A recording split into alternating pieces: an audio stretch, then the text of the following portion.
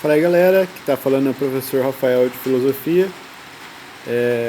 Bom, estou gravando esse vídeo para a gente começar as nossas aulas remotas, né, e também para me apresentar, porque muitos de vocês vão demorar um pouco para me conhecer pessoalmente, devido às mudanças aí por causa da pandemia, né?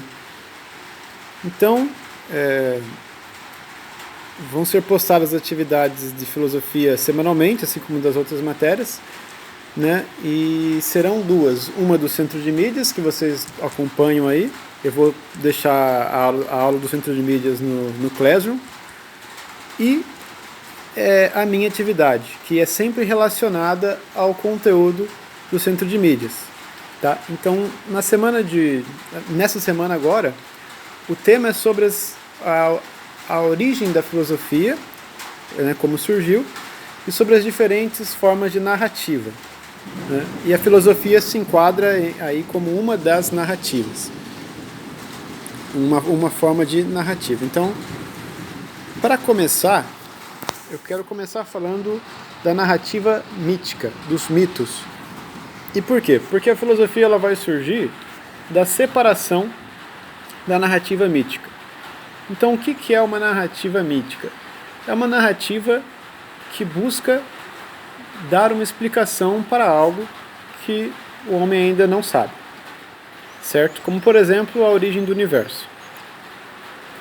Não só para fenômenos cosmológicos, né, fenômenos da natureza, mas, por exemplo, você se apaixona e fala, não, por que eu estou apaixonado pela pessoa X?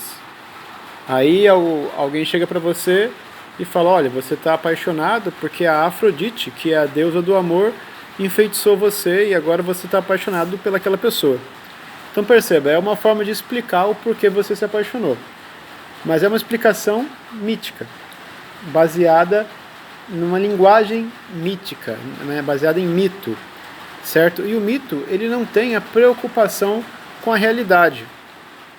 Se alguém fala, não, você se apaixonou porque a Afrodite te enfeitiçou, não interessa saber aqui, não, mas cadê essa Afrodite? Ela é uma deusa, tá, mas cadê ela? Ela de fato faz isso? São perguntas que não vêm ao caso no mito. É simplesmente uma narrativa mais fantasiosa que não tem esse compromisso. É fantasiosa porque não tem esse compromisso com a realidade, por isso que eu usei o termo fantasioso, e que tem a finalidade de explicar. Então, por exemplo,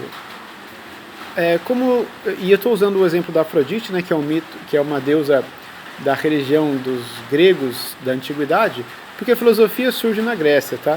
A filosofia surge na Grécia Antiga, então eu estou usando o exemplo dos mitos gregos. Então, por exemplo, lá na Grécia Antiga, quando se perguntava sobre o surgimento do cosmos, o surgimento do mundo, né, do universo, a narrativa mítica que se dava era o seguinte: no começo só existia caos. Caos é desordem, é queda. E aí surge a deusa Gaia, que é a Terra. E agora, com a Terra, interrompe-se a queda, né? Porque antes era uma queda sem fim, uma queda infinita, agora com a Terra tem aonde cair, tem um limite. Depois da Gaia surge Urano, simbolizando o céu. E Urano e Gaia formam um casal, né? O céu e a Terra. E eles tiveram alguns filhos, tal, e o principal filho desse casal, eu estou contando de forma bem resumida, o principal filho desse casal, Gaia e Urano, é Cronos, que é o deus do tempo. Daí cronômetro, né, ordem cronológica, as coisas que envolvem tempo, né, ter o nome dessa deidade, né, Cronos.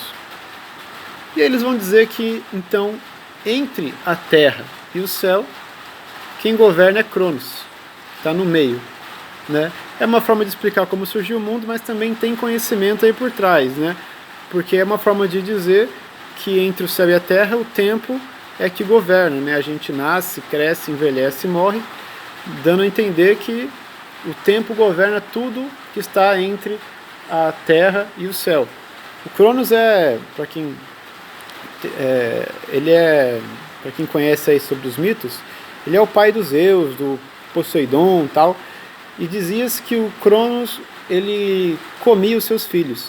Também é uma alusão ao nosso envelhecer, né, né? A gente envelhece como se o tempo estivesse nos comendo até chegar a hora da nossa morte. Bom, então é uma narrativa mítica, usando de deuses e tal para explicar o mundo. E a diferença aí de mito e religião, no caso, né? Porque essa diferença é bem tênue. A estrutura do mito é bem parecida com a da religião. Inclusive, esses mitos que eu estou contando, no período da Grécia Antiga, era também religião. Por quê? Porque o pessoal acreditava nisso. Então, a religião envolve uma crença coletiva. Então, perceba, se a gente pegar a Bíblia lá em Gênesis, a gente encontra assim, né? A terra estava sem forma e vazia. As trevas cobriam o abismo. Um vento impetuoso soprava sobre as águas, dando uma ideia de caos. Então Deus disse que exista luz, e aí Deus começa a pôr ordem no caos, assim como Gaia, Urano e Cronos acabaram também dando ordem ao caos. Então é uma narrativa que parece. E ela, no caso, os mitos gregos não são mais religião porque não há mais uma crença coletiva em cima disso, certo? Beleza. E a filosofia, que é a nossa disciplina, é o que nos interessa aqui. A filosofia nasce quando os gregos quiseram dar uma narrativa sem recorrer a elementos místicos. Os gregos tentaram dar uma narrativa puramente racional para explicar as grandes questões da humanidade e também alguns fenômenos aí da natureza, tá? Então, a gente entende que o mito é uma narrativa que não tem compromisso com a realidade, né, que quando há a crença coletiva é religião, e a filosofia já é uma narrativa puramente racional, que não recorre a deuses. Tenta explicar sem recorrer a deuses. Então, por exemplo, o primeiro filósofo foi um cara chamado Tales de Mileto. O Tales que vocês aprendem aí na aula de matemática, né, do ângulo inversamente proporcional, até o cometa com o nome dele, né? Se não me engano é Tales 6001. O Tales ele é considerado o primeiro filósofo. E o Tales, quando ele tentou explicar o que deu origem ao universo, ele falou assim, ou para a gente pode parecer meio besta hoje em dia, né? Mas na época ele foi o primeiro que tentou dar uma narrativa racional. Ele falou, olha, eu acho que o elemento que deu origem ao universo é a água, né? Porque a água, ela tem todas as formas que a gente colocar, né, e ela consegue atingir aí os 3 estados da matéria, ser sólida, líquida, gasosa. Então ele pensou, deve ter água em tudo, deve ter algum princípio de umidade em tudo, e eu acho que é desse elemento que surgiu todas as coisas. A gente escuta isso e pensa, esse cara está viajando. Mas perceba que ele tentou explicar algo sem colocar em sua narrativa deuses, certo?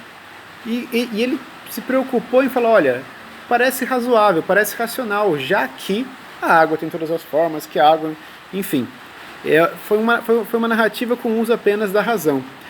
Então aí tem outra característica interessante. A filosofia, diferente do mito e da religião, ela não é dogmática. O que é um dogma? É algo que você aceita sem questionar. Você aceita sem questionar. Por exemplo, isso que eu falei da Afrodite. Não, mas ela existe mesmo? Não, mas Cronos é de fato filho de Urano e de Gaia? Ninguém questiona, só aceita. Se a gente fala da Santíssima Trindade, né? Pai, Filho e Espírito Santo, ninguém fala, não, mas será que é mesmo 3? Por que não é 2? Não interessa. Você aceita isso e não questiona. Isso é um dogma. A filosofia é antidogmática. Ela não aceita dogmas. Na filosofia, tudo é questionado. Então, quando Tales propõe isso, não demorou muito para surgir outros pensadores que falaram, não, Tales, acho que você está errado. E aí questionaram os argumentos dele, debateram, propuseram novas hipóteses, né, porque a filosofia ela é crítica das hipóteses, certo? Ela não é dogmática como o mito e a religião. E ela tem um compromisso com a verdade. Tá? Ela quer buscar essa verdade por meio de uma narrativa racional. E mais uma quarta forma de narrativa que eu vou passar para vocês aqui é a narrativa da ciência. A ciência também busca a verdade. A ciência também busca uma narrativa racional. E qual que é a diferença então da ciência para a filosofia? A filosofia ela é puramente especulativa. Já a ciência ela tem uma base empírica. A ciência ela é mais palpável. Você teoriza sobre o que é palpável.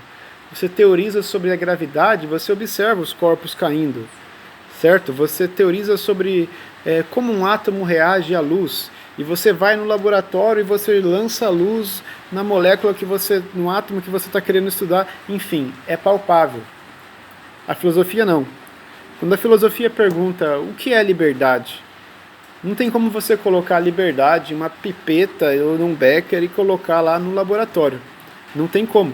Então a filosofia ela é puramente especulativa. É isso que diferencia a narrativa filosófica da narrativa científica.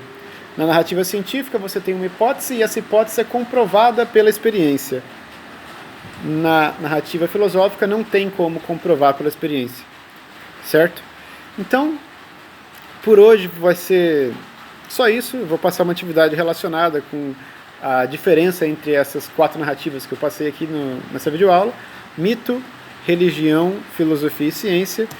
E a gente vai se falando, vai se conhecendo aí. Beleza? Valeu, galera!